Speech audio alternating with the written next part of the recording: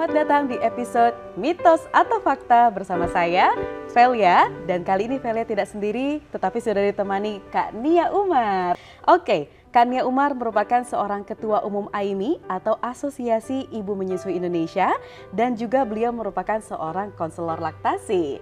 Sejak tahun 2011, Kak Nia ini telah memiliki sertifikasi internasional sebagai konsultan laktasi dari IBCLC atau International Board Certified Lactation Consultant. Langsung aja nih Kak Nia. Nah, salah satu manfaat ASI bagi bayi adalah yang katanya nih Kak Nia bisa meningkatkan imunitas atau daya tahan tubuh si bayi jika diberikan saat 1000 hari pertama kehidupan. Apakah itu mitos atau fakta Kak Nia? Fakta. Cara paling gampang, paling mudah adalah ASI itu ciptaan Tuhan.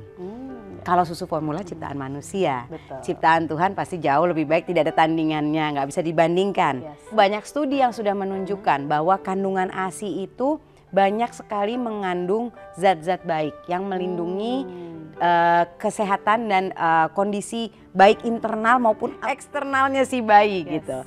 Kenapa? Karena kandungannya itu komplit.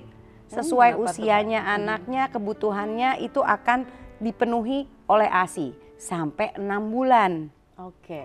Jadi makanya ada istilah ASI eksklusif 6 bulan. Itu karena selama 6 bulan ya cuma itu aja sudah cukup. Karena di dalamnya itu sudah cukup proteinnya, lemaknya, zat vitamin-vitamin lainnya, semuanya udah kadar karbohidratnya dalam kadar yang pas takarannya. Setiap waktu, setiap saat berubah. Kenapa? Karena ASI itu cairan hidup. Kalau ASI taruh di bawah mikroskop dia tuh bergerak-gerak. Kandungan gizinya itu gelembung-gelembungnya juga bercahaya gitu. Jadi gelembung-gelembungnya itu bergerak-gerak dan bagus gitu formasinya. Sedangkan kalau susu formula ditaruh di dalam mikroskop gelembungnya sedikit, burem dan gak gerak, diem aja gitu. Nah itu yang membedakan ASI dengan formula. Nah biasanya para peneliti-peneliti apalagi yang bikin susu formula tuh seneng banget meneliti dalam ASI itu ada apa ya. Oh ada lactobacillus, ada FOS, ada GOS, nah DHA, AA. Ya udah kita bikin juga versi yang kayak gitunya gitu. Dimasukin ke dalam susu formulanya mereka, dibikin iklannya, wah jor-joran iklannya, promosinya. Tetapi ingat itu buatan imitasi. Pada kondisi tertentu memang bisa jadi ada ibu-ibu yang mungkin anaknya terpaksa terpisah dengan dirinya karena satu dan lain hal perlu diperah, diberikan ASI perahnya itu nggak apa-apa.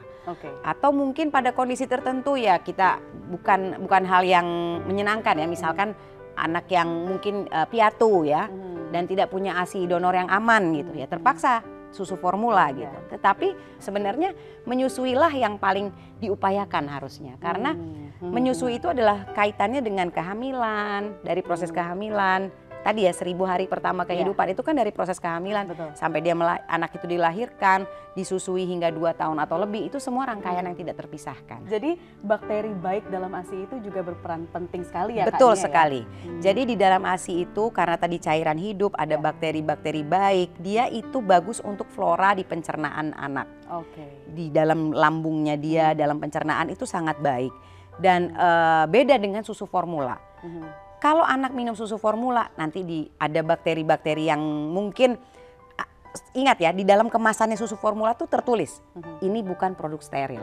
Cara kita mengolahnya pun itu harus diperhatikan. Kadang-kadang orang sering salah ya, airnya asal-asal anget aja gitu, nggak boleh sebenarnya. Harus sesuai dengan ketentuan.